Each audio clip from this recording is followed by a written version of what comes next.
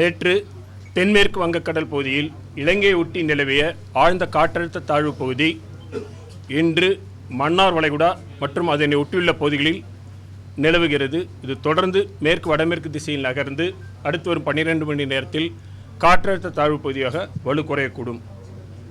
இதன் காரணமாக கடந்த 24 மணி நேரத்தில் தமிழக, புதுவை, காரைக்கால் பகுதிகளில் வடகிழக்கு பருவமழை மிக தீவிரமாக உள்ளது. கடலோர மாவட்டங்களில் பெரும்பாலான இடங்களிலும் உள் மாவட்டங்களில் அநேக இடங்களிலும் மழை பெய்துள்ளது. அதிகபட்சமாக நாகப்பட்டினம் மாவட்டம் கோடியக்கரையில் 18 சென்டிமீட்டர் மழை பதிவாகியுள்ளது. 4 இடங்களில் மிக கனமழையும் 72 இடங்களில் கனமழையும் பதிவாகியுள்ளது கடந்த 24 மணி நேரத்தில். அடுத்து வரும் 2 தினங்களுக்கு தமிழகம், புதுவை, காரைக்கால் பகுதிகளில் அநேக இடங்களில் மிதமான மழை பெய்யக்கூடும். கனமழை எச்சரிக்கை பொறுத்தவரையில் அடுத்து வரும் 24 மணி நேரத்திற்கு கடலோர மாவட்டங்கள், வடகடலோர மாவட்டம் மற்றும் தென் கடலோர மாவட்டங்களில் ஓரிரு இடங்களில் கன முதல் மிக கனமழையும், நெல்லை, தூத்துக்குடி, தென்காசி ஆகிய மாவட்டங்களில் ஓரிரு இடங்களில் அதி கனமழைக்கும் வாய்ப்புள்ளது. மேலும் ராணிப்பேட்டை, திருவண்ணாமலை, கள்ளக்குறிச்சி, பெரம்பலூர், திருச்சி, கரூர், திண்டுக்கல், திருப்பூர், கோவை ஆகிய மாவட்டங்களில் ஓரிரு இடங்களில் கனமழைக்கான வாய்ப்புள்ளது. நாளை தென் தமிழக மாவட்டங்கள் மற்றும் மேற்கு தொடர்ச்சி மலையொட்டியுள்ள மாவட்டங்களில் ஓரிரு இடங்களில் கனமழைக்கான வாய்ப்புள்ளது. மீனவர்களுக்கான எச்சரிக்கை பொறுத்தவரையில் தமிழக கடலோர பகுதிகள், மன்னார் வளைகுடா, குமரிக்கடல், லட்சத்தீவு பகுதிகளில் பலத்த காற்றானது மணிக்கு 35 முதல் 45 கிலோமீட்டர் வேகத்தில் வீசக்கூடும் என்பதால் மீனவர்கள் இந்த பகுதிக்கு இன்றும் நாளையும் செல்ல வேண்டாம் என்று அறிவுறுத்தப்படுகிறார்கள். வடகிழக்கு பருவமழை பொறுத்தவரையில் கடந்த அக்டோபர் 1 முதல் இன்று வரையிலான காலகட்டத்தில் தமிழகம், புதுவை, காரைக்கால் பகுதிகளில் பதிவான மழையின் அளவு 47 சென்டிமீட்டர். இந்த காலகட்டத்தின் இயல்பு அளவு 40 சென்டிமீட்டர். இது இயல்பை விட 16% அதிகம். தற்பொழுது 2 மணி வரை அளவில் பதிவான மழை அளவை பொறுத்த வரைக்கும் நெற்குன்றத்தில் 10 சென்டிமீட்டர், மீனம்பாக்கத்தில் 8 சென்டிமீட்டர், அண்ணா யூனிவர்சிட்டியில் 7 சென்டிமீட்டர், தரமணியில் 7 சென்டிமீட்டர், பூந்தமல்லியில் 6 சென்டிமீட்டர், நந்தனம் 6 சென்டிமீட்டர், கொளப்பாக்கம் 5 centimetre, ACS medical college Poonamallee 5 centimetre. இதுவரைக்கும் பதிவானதெல்லாம் டெல்டா மாவட்டத்தில் மணல்மேட்டில், மயிலாடுதுறை மாவட்டத்தில் 11 சென்டிமீட்டர் வரை பதிவாகிறது. இது 2:30 மணி வரைக்கும் இது வரைக்கும் உள்ளது. தொடர்ந்து இதுவாயிட்டு ஓகே. ஒரு சில இடங்கள்ல வந்து கூடவே வந்து பனிப்பொழிவு காலையில் 2 நாளைக்கு முன்னாடி வந்திருக்கு. இப்போ பனிப்பொழிவு இருக்காது. மழை பெஞ்சிட்டு இருக்கும்போது பனிப்பொழிவு இருக்கு.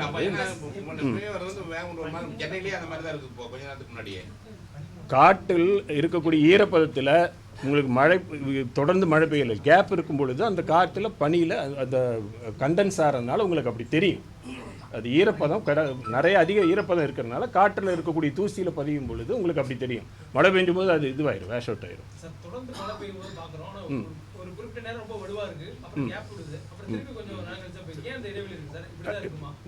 காற்றழுத்த தாழ்வு பகுதியோட இயல்பு அப்படி. இது புயல் இல்லையா, இது ஒரு காற்றழுத்த தாழ்வு மண்டலம் கிடையாது. காற்றழுத்த தாழ்வு பகுதியோட இயல்பு அப்படித்தான் இருக்கும். அது வந்து வீக்கான சிஸ்டம்ங்கிற பொழுது பகல் நேரம் இரவு நேரம் வேறுபாடு இருக்கும். ஒரு நாளில் வந்து காலையிலிருந்து ஈவினிங் வரைக்கும் வேறுபாடு இருக்கும்.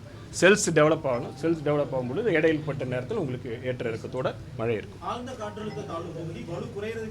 ஆமாம், வலு குறையிறதுக்கு வாய்ப்பு. படிப்படியாக தான் குறையும். வலு குறையும் பொழுது படிப்படியாக குறைந்து மேற்கு திசையில் நகர்ந்து செல்கிறது. அதனால் குறைந்துகிட்டு இருக்கும். இப்போ வரக்கூடிய இது வரைக்கும் 24 மணி நேரத்துக்கு மழை கொடுத்துருக்கு. பரவலாக பார்க்கும்போது பெரும்பாலான மிதமான மழை, அங்கங்கே தான் நமக்கு வந்து கனமழைக்கான வாய்ப்பு இருக்கிறது. கொடுத்துருக்கோம். ஆமாம், கண்டிப்பாக இருக்குது. இந்த சிஸ்டம் வந்து இப்போ வந்து நம்ம மன்னார் வளைகுடா பகுதியில் நிலை கொண்டு இருக்கிறது. தொடர்ந்து மிக மெதுவாக நகர்ந்துட்டு இருக்குது. நீங்கள் பார்த்தீங்கன்னா அந்த மேகக்கூட்டங்களே பார்க்கும் பொழுது மொத்தமாக பரவலாக தான் இருக்குது. தமிழ்நாடு முழுவதும் பரவி இருக்குது. மெதுவாக நகர்ந்துட்டு இருக்குது. நகரும் பொழுது உங்களுக்கு வந்து தென் தமிழ் மாவட்டங்கள்லேயும் இருக்கும். அது மெதுவாக நகர்ந்து செல்லும் பொழுது குமரிக்கடல் பகுதியிலிருந்து அந்த பகுதிக்கு காற்றினுடைய இது செல்லும் பொழுது காற்றில் ஈரப்பத குவிதல், moisture flux convergence will be more. அப்படி இருக்கும் பொழுது இரவு பகுதியில் வரும் பொழுது உங்களுக்கு மழை கிடைக்கும். வரும் பொழுது அந்த இடத்தில் மேற்கு தொடர்ச்சி மழையின் காரணமாகவும் அங்கேயும் சில பகுதிகளில் மழை கிடைக்கிறதுக்கு வாய்ப்பு இருக்கு. ஒருத்தர கேளுங்க. கொடுத்துருக்கோமே, அதுதான் இப்போ சொல்கிறோம். ரெட் அலர்ட் அலர்ட்ங்கிறது ஒரு இடத்துல என்டையர் இது கிடையாது. நம்ம சொன்ன மாதிரி 3 இது தென்காசி, தூத்துக்குடி, நெல்லை மாவட்டங்கள் ஓரிடங்களில் அதிக கனமழைக்கும், பெரும்பாலும் வடகடலோர மாவட்டங்களில் கனமழைக்கும், மிக கனமழை 1-2 இடங்களில் கனமழைக்கும் வாய்ப்பு இருக்குது. அது குறித்து அவ்வப்பொழுது தெரிவிக்கப்படும். டிசம்பர் ஏன்னா பொதுவாக அக்டோபர் 31 வரை வடகிழக்கு பருவமழை. வடகிழக்கு பருவமழை இன்னைக்கு 31ஆம் தேதி ஆயிடுச்சுன்னு நிற்காது. சில காலங்களில் 3 வருஷம் இதில் இது வரைக்கும் இருக்கக்கூடிய இதில் பார்த்தீங்கன்னா 3 1 வருட காலகட்டங்களில் சில சமயங்களில் ஜனவரி மாதத்துக்கும் போகுது, 15 தேதி வரைக்கும் போகிறது. அந்தந்த காலகட்டத்தில் அதனுடைய இயல்பு பொறுத்து எக்ஸ்டெண்ட் ஆகும், சில சமயம் சீக்கிரம் முன்னாடி ஆகும். தற்போதைய காலகட்டத்தில் பார்க்கும்பொழுது, கடந்த காலகட்டத்திலாம் பார்க்கும்பொழுது ஜனவரி 5, கடந்த ஆண்டு வந்து ஜனவரி 15 அந்த மாதிரி பொங்கல் வரைக்கும் கூட போயிருக்கு. அது இப்போ ஒரு பை வீக்லி ஃபோர்காஸ்ட் வரும் இல்லையா, அதில் உங்களுக்கு தெரியும் மழைக்கான வாய்ப்பு வந்து 15ஆம் தேதி ஒட்டி 15ஆம் தேதி ஒட்டி அந்தமான் கடல் பகுதியில் ஒரு காற்றழுத்த தாழ்வு பகுதி உருவாவதற்கான வாய்ப்பு இருக்கிறது. அதன் நகர்வு, அதனால் ஏற்படக்கூடிய மழை, அது குறித்த விவரங்கள்லாம் அடுத்து வரக்கூடிய இதில் தெரிவிக்கப்படும்.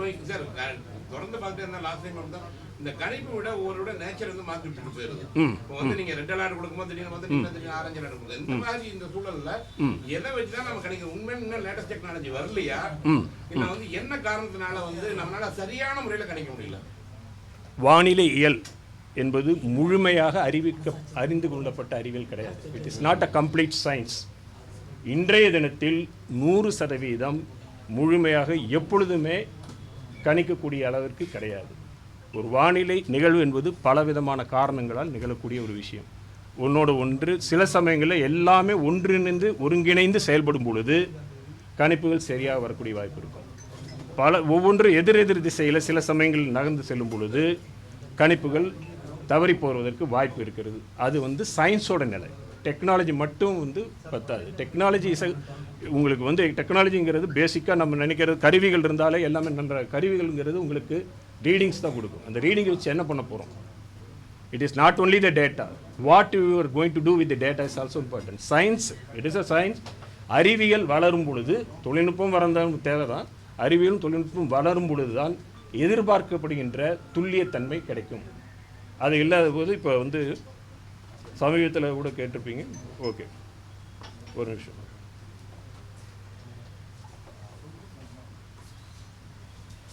இந்த பெஞ்சல் புயலுக்கு கேட்குற அதே இதுதான் கேட்குறீங்க நீங்கள்.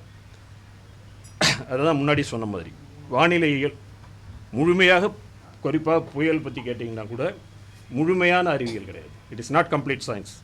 அதனுடைய ஆரம்பம் முதல் இறுதி வரை பலவிதமான ஃபேக்டர்ஸ் ஒர்க் ஆகுது.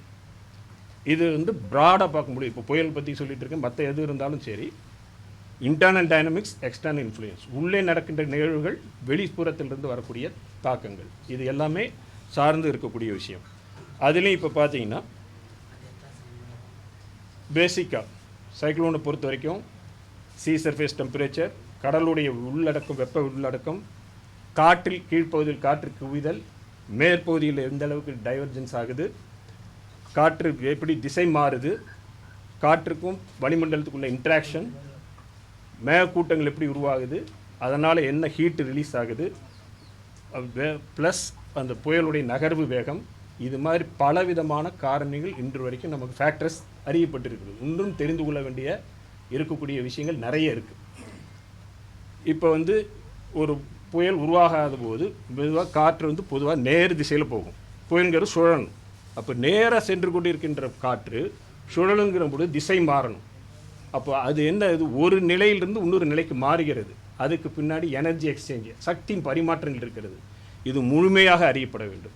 இன்றைய தினத்தில் இது வந்து முழுமையாக அறியப்படவில்லை. புயல்கள் இருந்தாலும் சரி, வானிலைகள் இருந்தாலும் எல்லா சயின்ஸும் நம்ம வந்து complete science, it is not a complete understand physics.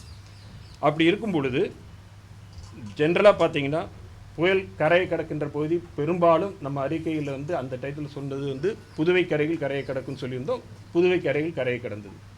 எதில் வந்தது? நிலை மாற்றம். புயலாக இருக்கும், இல்லை புயலாக வருவதற்கு ஆற்றமில்லை.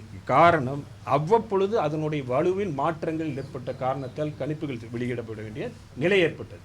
இது ஏன் காரணம்னா, ஃபஸ்ட்டு அது நிலநடுக்கோட்டுக்கு அருகில் உருவாகி மேலே நகர்ந்து வந்து இலங்கைக்கு அருகில் உரசி நின்ற பொழுது நிறைய மழை கொடுத்தது. அப்போ அதனுடைய எனர்ஜி கம்மியாயிடுச்சு. அங்கிருந்து நேரம் நம்ம மேற்கு வடமேற்கு திசையில் நகர்ந்து கரையை ஒட்டி வரும் என்று எதிர்பார்க்கப்பட்ட நிலையில் சற்று கடலுக்குள் சென்றது. அப்போ வடகிழக்கு திசையில் நகர்ந்து சென்ற பொழுது அதுக்கு சக்தி அதிகமாச்சு. அப்படி சக்தி அதிகமாகுது. பிறகு அதுக்கப்புறம் வேகங்கள் மாறுபாடு நிறைய வேகம் பார்த்தோம். நம்ம சில சமயங்கள் 15 கிலோமீட்டர் வேகம், திடீர்னு ஒரு 0 கிலோமீட்டர் இதுக்கு நகராமல் இருந்தது. இப்படி பலவிதமான காரணங்கள்லாம் இருக்கும் பொழுது எல்லாமே சேர்ந்து பார்க்கும் பொழுது செயற்கைக்கோள் கணினி மாதிரிகள் இதெல்லாம் வச்சு பார்க்கும் பொழுது அன்று முதல்ல மாலை அளவில் சொன்னோம் அதுக்கு சாத்தியமில்லை என்று. பிறகு இரவில் அது வளர்ச்சி பெறக்கூடிய சூழ்நிலை வந்த பொழுது அடுத்த நாள் காலையில் தெரிவிக்கப்பட்டது. இது இங்கு மட்டும் இல்லை, அட்லாண்டிக் கடல், எந்த கடலில் கடந்த வருடம் அக்டோபர் நீங்கள் பார்த்தீங்கன்னா ஓட்டிஸுங்கிற புயலுக்கு கொடுக்கப்பட்ட கணிப்புகள் 112 கிலோமீட்டர் வரைக்கும் தான் காற்று இருக்கும் என்று சொல்லப்பட்டது. ஆனால் வீசப்பட்ட அந்த ஓட்டிஸ் புயல் வீசும் பொழுது 260 கிலோமீட்டர் வேகத்தில் வீசியது. ஆக நம்ம ஏதோ இத்தனைக்கும் அங்கெல்லாம் இத்தனை வகையான கருவிகள், புயலுக்குள் விமானங்களை செலுத்தி ஆய்வு விமானங்கள் ரெக்கனைன்ஸ் ஃப்ளைட்ஸும்பாங்க, அவற்றின் மூலமாக விவரங்களை பெற்று கூட கணிப்புகள் செய்யப்படுகிறது. அப்படி இருந்தாலும் கணிப்புகள் தவறுகின்ற பொழுது அதனுடைய டிஃபிகல்ட்டி தெரிஞ்சுக்கணும், சயின்ஸோட டிஃபிகல்ட்டி புரிஞ்சுக்கணும். இது லாட் ஆஃப் எக்யூப்மெண்ட்ஸ் இருந்தால் கூட அவங்களாலையும் அந்த இது போகல. இது தொழில்நுட்பம் மட்டும் கிடையாது, அறிவியலும் முக்கியம். ஆக முழுமையாக அறிவியல் அறியப்பட வேண்டும். அந்த அறிவியல் கணினியில் உள்ளீடு சேரப்பட வேண்டும். இதெல்லாம் செய்யப்படும் பொழுது இப்போ ஆர்டிஃபிஷியல் இன்டெலிஜென்ஸ் வருது. இது மாதிரி முயற்சிகள் தொடர்ந்து பண்ணுறாங்க. அதனால தான் ஒவ்வொரு 4 வருடங்களுக்கு ஒரு முறை புயல்கள் பற்றி ஆய்வு செய்யக்கூடியவர்கள்லாம் ஒரு இடத்தில் கூடி இன்று எந்த அளவில் இந்த வரைக்கும் கடந்த 4 ஆண்டுகளில் எந்த அளவுக்கு வளர்ச்சி பெற்றிருக்கிறது, என்னென்ன இன்னும் செய்யணும், இந்த மாதிரி ஆய்வுகள் செஞ்சு தொடர்ந்து கண்காணிப்போம். So science is a continuous development. எல்லாமே முடிஞ்சிருச்சுன்னு எங்கேயும் எழுதி வைக்கல. டெக்னாலஜி என்பது மட்டும் கிடையாது, அறிவியல், சயின்ஸ் ஹேஸ் டு டெவலப். அப்படிங்கிற பொழுது அறிவியல் பற்றி பேசுவோம். இது வானிலையில் நீங்க கேட்ட கேள்விக்கு இது மட்டும் சயின்ஸுகள்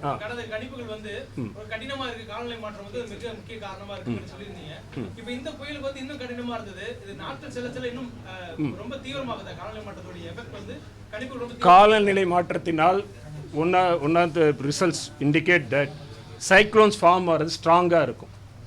சைக்ளோன்ஸ் ரொம்ப ஸ்ட்ராங்காக ஃபார்ம் ஆகக்கூடியது ஒன்று இருக்குது. அதே மாதிரி திசை மாற்றத்திலும் வேறுபாடுகள் இருக்கலாம் என்று கணிக்கப்பட்டிருக்கு. ஆனால் எதுவுமே உறுதியாக இவ்வளோதான். இதுவரைக்கும் இருக்கக்கூடிய ஆய்வுகள் அடிப்படையில் பார்க்கும் பொழுது நமக்கு கிடைச்சிட்டு இருக்கக்கூடிய இந்த மாதிரி நிகழ்வுகளெல்லாம் பார்க்கும் பொழுது, இப்போ நம்ம முன்னாடி சொன்ன இந்த படங்கள்லாம் பார்த்தீங்கன்னா புயலுக்குள்ளார அந்த விமானங்கள் சென்று படம் எடுக்கக்கூடியது, இந்த மாதிரி விமானங்களில் உள்ளே போய் எடுக்கக்கூடிய விஷயங்கள் அந்த இருக்கும்பொழுது கிளைமேட் சேஞ்சினால் ஏற்படக்கூடிய விளைவுகளில் ஸ்ட்ராங்காக இருக்கலாம். அதனுடைய நகர்வு பாதையில் வேறுபாடுகள் ஏற்படலாம். அதை தவிர்த்து அசிமெட்ரின் கன்வெக்ஷன்பாங்க. ஒரு புயலுக்குடைய சுற்றிலும் மேகக்கூட்டங்கள் உருவாகுவதில் சமச்சீராக உருவாகாது. ஒரு பகுதியில் உருவாகும், இன்னொரு பகுதியில் உருவாகாது. இதெல்லாம் பொறுத்து தான் அதனோட நகர்வு மற்ற எல்லாமே இருக்கக்கூடியது. எது இப்பொழுதுதான் துவங்கி இருக்கிறாங்க. அதை பற்றி முயற்சிகள்லாம் நடந்துகிட்டு இருக்கு.